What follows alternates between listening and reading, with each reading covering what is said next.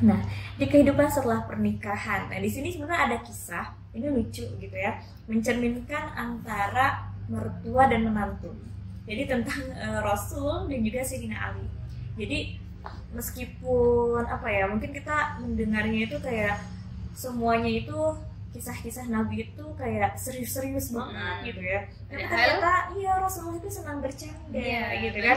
Banyak cerita beliau yang ketika sedang bercanda, tapi yang selama ini kita dengar yang serius-serius, yang berupa keilmuan lah ya. Nah, ini kita bisa bercermin bagaimana antara Rasul dengan Sayyidina Ali itu berinteraksi ya. Jadi ketika mertua dan menantu. As-salatu wassalamu alaik.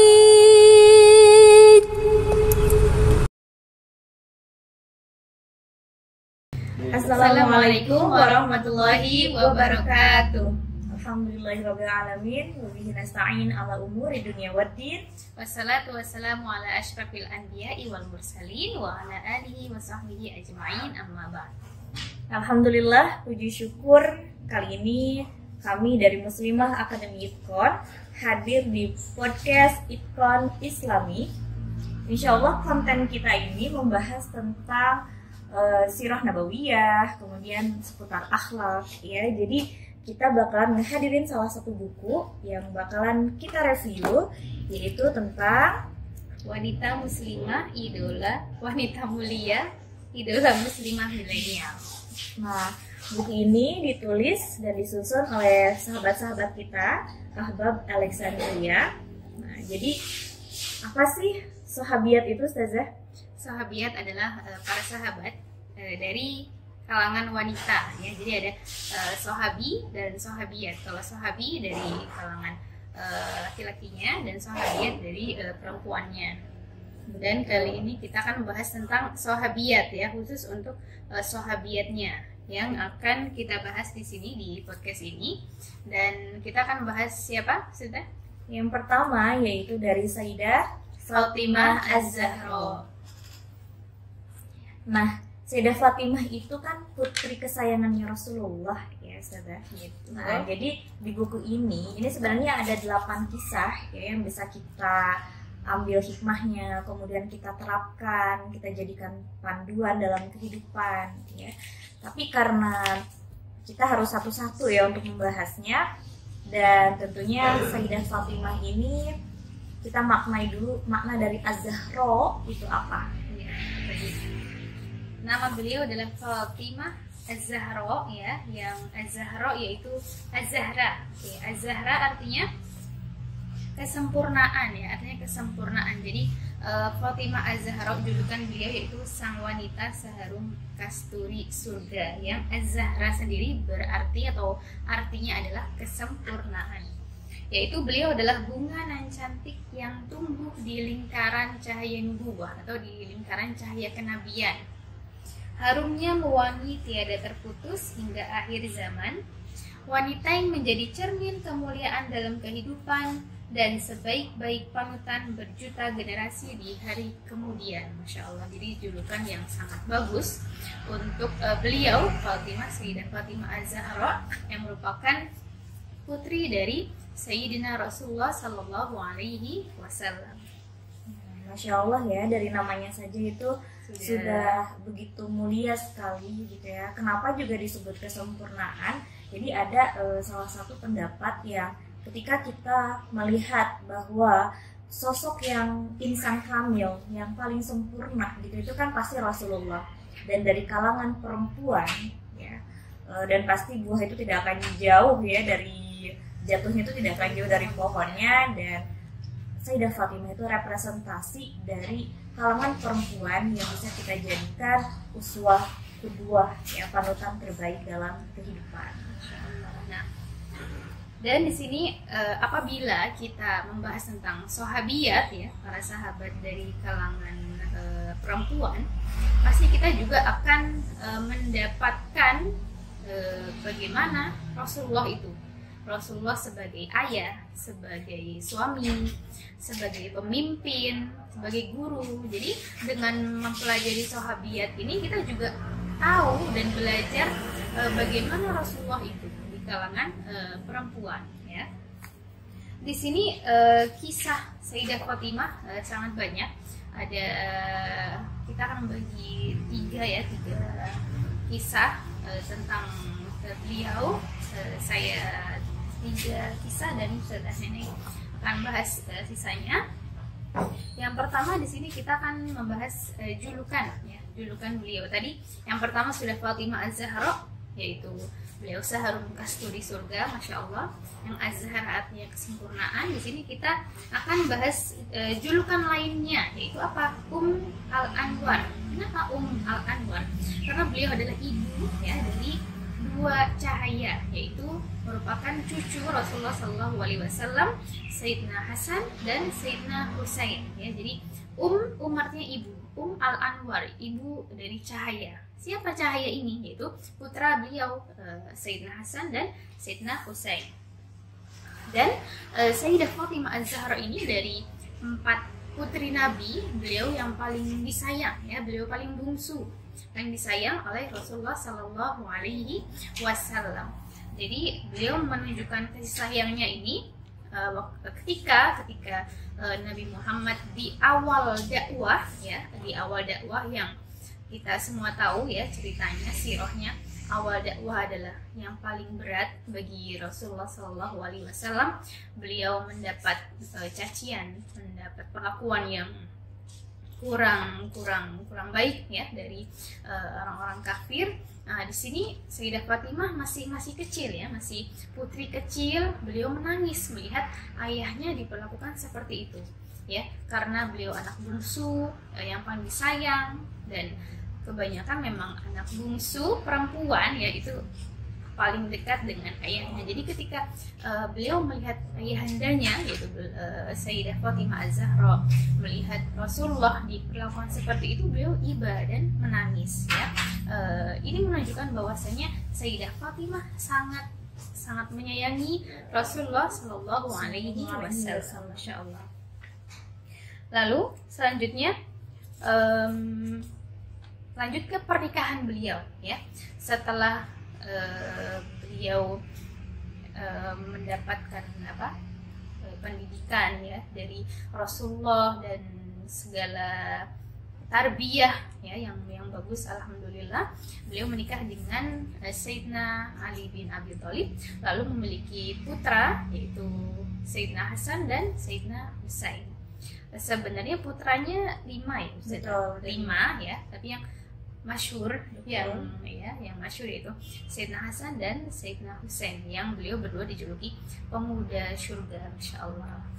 Lalu selanjutnya akan dibahas oleh Ustazah Neneng.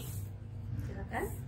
Nah, ini masuk ke fase kehidupan setelah pernikahan ya.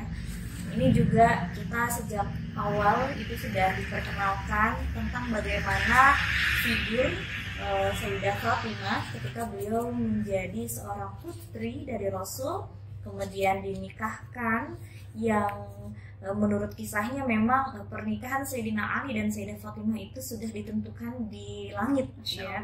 Ini memang perjodohan yang sudah memang beliau ini mendapatkan ridho dari Allah ya, sehingga sampai mungkin kita masyhur tuh kisahnya, perasaan keduanya ini tidak saling diketahui oleh satu sama lain, bahkan syaitan pun tidak bisa mengetahui perasaan sesungguhnya yang telah disimpan di dalam hati seorang Sayyidah Fatimah.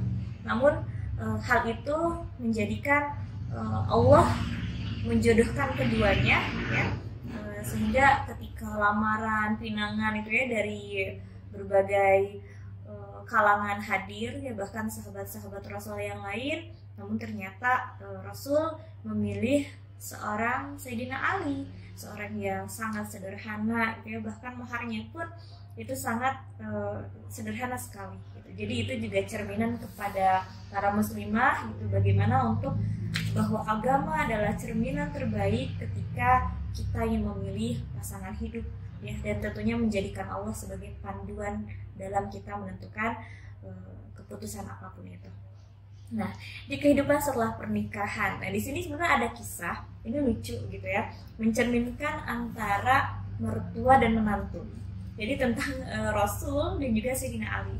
Jadi meskipun apa ya, mungkin kita mendengarnya itu kayak semuanya itu kisah-kisah Nabi itu kayak serius-serius banget gitu ya. Tapi ternyata iya Rasulullah itu senang bercanda gitu kan. Banyak cerita beliau yang ketika sedang bercanda, tapi yang selama ini kita dengar yang serius-serius, yang iya keilmuan lah ya. Nah ini kita bisa bercermin bagaimana antara Rasul dengan Sayyidina Ali itu berinteraksi ya. Jadi ketika mertua dan menantu gitu ya. Karena memang Sayyidina Ali juga sudah dalam bait nubuwah ya sejak kecil gitu. Itulah kenapa akhirnya Sayyidah Fatimah dan Sayyidina Ali kemudian dipersatukan itu dalam aturan langit gitu ya. Karena memang sudah ada sama-sama dalam bait an-nubuwah. Masya Allah. Nah, jadi tentang Rasul dengan Sayyidina Ali ini dikisahkan terkait kurma ya. Jadi kan biasanya kalau kita ngopi-ngopi apalah kalau di Indo tuh kacang-kacangan ya. Kalau di sana itu kan khasnya kurma ya. Nah di sini dikisahkan ketika beliau ini sambil ngobrol itu sambil makanin kurma. Nah di sini Sayyidina Ali itu iseng gitu ceritanya. Jadi ini membuktikan kedekatan ya dari keduanya. Nah jadi beliau ini nyimpan biji kurma yang habis dimakan itu di tempatnya Rasulullah. Jadi kayak kita nih mungkinnya lagi duduk berduaan gini, terus biji kurmanya disimpan di tempatnya Rasul. Nah, kemudian di situ Sayyidina Ali menggoda Rasulullah. Nah, disebutkan, wahai Rasul, tampaknya engkau begitu lapar sehingga makan buah kurma begitu banyak. Lihatlah, biji kurma di tempat engkau menumpuk begitu banyak. Nah itu kan mazah ya, sesuatu candaan yang lucu gitu. Dan Rasulullah pun seolah tak ingin kalah. Jadi menimpal itu kan kalau kita ngapain sih garing banget gitu. Tapi Rasul kan gak kayak gitu. Rasul juga suka bercanda gitu. Dalam artian candaan yang memang kita ini boleh ya saling mencandai asal tidak mencederai satu sama lain ya. Bercanda dalam koridor. Betul. Nah jadi ini sisi akhlak yang bisa kita ambil dari sirah nabawiyah. Nah Rasul itu menjawab ya, wahai Ali, tampaknya engkaulah yang paling lapar, sampai-sampai engkau makan buah kurma berikut bijinya. Lihatlah, tidak ada biji kurma tersisa di depanmu. Mereka pun tertawa. Itu dibalas candaan lagi ya? Betul, candaan yang ya selevel lah ya, maksudnya oh iya juga nih gitu. Sampai keduanya pun tertawa. Masya Allah. Jadi ini apa? Kedekatan menantu dan mertua ya, dengan candaan. Betul.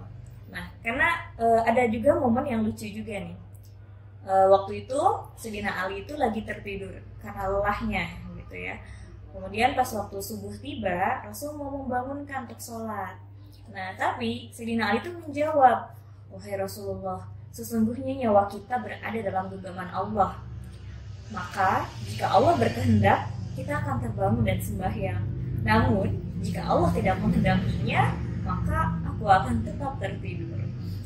Dan itu pun bentuk candaan juga ya, kalau kita tuh ya Allah gitu ya, ini kok ngeles banget gitu ya. Tapi itu produk atau cara dari Sayyidina Ali untuk berinteraksi dengan mertuanya. Jadi Rasul itu bukan yang kaku-kaku banget, yang betul. Tidak ada bercandanya, tapi sebenarnya ada. Betul banget. Nah terus Rasul itu menjawab, wahai Ali, demi Allah, sesungguhnya manusia itu memang yang paling banyak berdebat ya. Itulah. Jadi ditimpalinnya juga yang lucu juga. Iya, agak yang garing atau betul banget. Nah itu cerminan bagaimana kehidupan setelah pernikahan Sayyidah Fatimah, Rasul dengan Sayyidina Ali. Adapun juga kisah dengan ini cucu-cucunya. Itu kan Rasul itu setelah Sayyidah Fatimah menikah itu kan pindahnya ke rumah di dekat Rasulullah. Nah itu otomatis kalau pulang dari masjid atau pulang habis keluar gitu ya, itu pasti Rasul itu singgah dulu di rumah Sayyidah Fatimah. Nah ini ada momentum di mana ketika Rasul itu sedang sholat dengan Sayyidah Aisyah. Terus pas waktu sujud itu kok lama sujudnya Rasul, sampai Sayyidah Aisyah itu mengira bahwa wahyu sedang turun. Udah nunggu lama gitu kan, ini kok nggak bangun-bangun gitu kan. Pasti kita juga kaget ya kalau misalkan pas sujud terakhir terus kok lama banget betul. Nah pas waktu selesai sholatnya terus Sayyidah Aisyah bertanya, wahai Rasulullah, kenapa tadi engkau memanjangkan sujudmu? Kedua cucuku sedang menunggang di punggungku gitu, jadi sedang main-main di punggungnya gitu, jadi tidak bisa bangun. Iya, dan gitu. Rasul itu tidak mau menghilangkan kesenangan dari para cucunya. Masya Allah sekali. Itu berarti bagaimana beliau ini ingin menunjukkan bahwa kepada anak itu ya, tarbiyah kita itu jangan sesuatu yang keras ya, dengan lemah lembut harusnya ya, karena itu yang diceritakan oleh Rasul kepada keluarganya. Nah, jadi sampai Sayyidina Anas itu ya melihat potret itu gitu, ya menyebutkan bahwa wahai Rasulullah gitu, betapa beruntungnya Sayyidina Hasan dan Sayyidina Husain karena mereka menunggangi tunggangan yang paling mulia di dunia ini gitu. Tidak ada yang berani ya selain cucunya Rasul, selain cucunya itu Sayyidina Hasan dan Husain. Betul. Dan Rasul pun menjawab, bukan Anas, justru akulah yang paling beruntung karena aku ditunggangi oleh dua orang yang paling kucintai dan paling mulia. Itu kan bentuk dari kasih sayang Rasulullah, sehingga tadi disebutkan bahwa Sayyidina Hasan dan Sayyidina Husain ini akan menjadi pemuda ahli syurga, pemimpin dari para pemuda. Dan di awal juga dikutip di dalam kisah Sayyidah Fatimah ini bahwa Rasul menyebutkan keluargaku ya, yang di situ adalah Sayyidah Fatimah, kemudian Sayyidina Ali, dan juga kedua putranya yaitu Sayyidina Hasan dan Sayyidina Husain sebagai garis penerus keturunanku, ialah anak cucu dari putriku Fatimah. Ya, jadi untuk itu sampai sekarang kita memuliakan para habaib ya, para syarifah gitu, karena memang inilah yang disebutkan oleh Rasulullah Shallallahu Alaihi Wasallam. Nah itu tadi gambaran kedekatan Rasul dengan para keluarganya. Dan dengan sang putri ini juga ada cerminan kehidupan yang bisa kita ambil ya. Jadi Sayyidah Fatimah itu kan karena mengurus semua kebutuhan rumah tangganya itu sendirian, jadi beliau itu sempat mau minta nih kepada ayahnya itu untuk disiapkan khadim ya, atau pembantu ya. Nah, kemudian di situ Rasul berpesan pada putrinya bahwa ada hal yang lebih baik daripada meminta pembantu, yaitu dengan memberikan zikir ya, yaitu berupa yang biasa kita juga lafazkan ya, subhanallah walhamdulillah wala ilaha illallah wallahu akbar ya. Jadi subhanallah walhamdulillahnya sebanyak 33 dan Allahu akbarnya 34. Jadi mungkin totalnya 100 ya. Nah itu dibaca sebelum tidur, maka keutamaannya itu lebih baik daripada mendapatkan seorang khadim ya. Telah Masya Allah. Dan juga ada zikir ya yang khusus Rasulullah berikan kepada Sayyidah Fatimah. Nah ini juga bisa kita amalkan, yaitu ya awal al-awwalin wa ya akhirul akhirin wa ya dza quwwatil matin ya rahimal masakin wa ya arhamar rahimin ya. Itu bisa kita amalkan. Ya. Yang artinya wahai yang awal dan yang akhir, zat pemilik kekuatan yang mengasihi orang-orang miskin, wahai zat yang maha pengasih ya. Kemudian selanjutnya, nah di sini juga keromantisan dari Sayyidina Ali dan Sayyidah Fatimah. Jadi kan karena Sayyidina Ali ini seorang panglima perang ya, kalau di medan lalu tuh beliau paling gagah berani. Tapi pas pulang ke rumah istrinya, ternyata beliau itu cemburu sama apa? Cemburunya sama apa? Sama satu batang siwak. Siwak? Nah, siwak itu jadi kayu untuk menyeka gigi yang berasal dari tumbuhan al-arab ya. Yang kita juga mungkin biasa ya udah tahu tuh siwak. Jadi beliau mengungkapkan kecemburuannya itu dalam sebuah syair ya, yang artinya telah kau menangkan wahai kayu siwak berada di dalam mulut istri terkasihku Fatimah. Tidakkah kau takut saat aku melihatmu, wahai kayu siwak? Jika saja engkau seorang petarung, telah aku bunuh dirimu. Tidak akan aku biarkan dirimu menang dan berada dalam mulutnya, wahai siwak. Masya Allah, jadi syair ya. Jadi cemburunya itu apa syair ya, elegan. Cemburunya kepada siwak tapi. Iya gitu, karena pasti Sayyidah Fatimah itu terjaga sekali ya. Jadi karena kayu siwak itu yang selalu menjadi kesukaannya Sayyidah Fatimah ya, dan tentu itu pun menjadi yang dicontohkan oleh Rasulullah. Nah, jadi itulah cerminan keromantisannya. Jadi kita bisa bayangkan bagaimana keseharian mereka di rumah tangganya ya. Jadi tentu penuh dengan kasih sayang ya. Kemudian detik-detik terakhir bersama sang ayah termulia. Ini pun menjadi momen waktu di mana Sayyidah Fatimah pun kembali keharibaan tidak lama setelah Rasulullah wafat, itu sekitar 6 bulan setelahnya. Dan bahkan ketika diberitahukan saat itu Sayyidah Fatimah dibisikkan ada 2 hal. Yang pertama membuat beliau nangis sampai berurayan air mata ketika mendengarnya. Yang kedua kalinya itu beliau tersenyum merkah gitu. Sampai Sayyidah Aisyah yang memperhatikan aura wajah di Sayyidah Fatimah itu bertanya-tanya gitu. Sehingga setelahnya kemudian beliau bertanya, beliau terheran sekali gitu, betapa bisa seseorang tertawa kemudian sebelumnya menangis gitu dalam satu waktu. Dan saat itu Sayyidah Fatimah memberitahukan bahwa ada 2 hal yang Rasulullah sampaikan. Yang pertama, tangisannya menandakan bahwa Rasul akan segera mengakhiri masa hidupnya. Dan yang kedua, saat beliau tertawa karena dari kalangan keluarga yang akan mendahului Rasulullah ialah Sayyidah Fatimah Az-Zahra. Dan sejak Rasul wafat itu tidak pernah terlihat senyuman di wajah Sayyidah Fatimah kecuali momen itu gitu. Kecuali ketika beliau dikasih tahu bahwa beliau akan segera menyusul ya. Bahkan menjadi salah satu syariat untuk kita juga kenapa adanya kain kafan ya, karena Sayyidah Fatimah itu beliau sudah menyiapkan dirinya dengan sebaik-baiknya ketika akan menjelang wafatnya gitu ya. Beliau sudah dalam keadaan bersih, mandi dan memakai pakaian gitu ya, dan kemudian ingin ditutup dengan menggunakan keranda gitu agar tidak terlihat lekuk tubuhnya. Betapa mulianya Sayyidah Fatimah, semoga kita bisa mengikuti jejak beliau dalam menjadi seorang putri yang terbaik, menjadi seorang istri yang bisa mendampingi dakwah suami, dan juga tentunya menjadi ibu ya yang begitu pengasih kepada putra dan putrinya. Dan mungkin itu saja momen review buku kita pada, kalau di sini sekarang lagi sore ya. Nah, mudah-mudahan teman-teman semuanya jangan lupa untuk segera membeli buku yang luar biasa ini, karena ini enak banget ya dibaca, milenial banget, yang awalnya buku berbahasa Arab kemudian dijelaskan dengan berbahasa Arab dan bisa kita cerna dengan bahasa Indonesia yang asik ya. Oke, saya Khairia. Saya Zara Arlinda.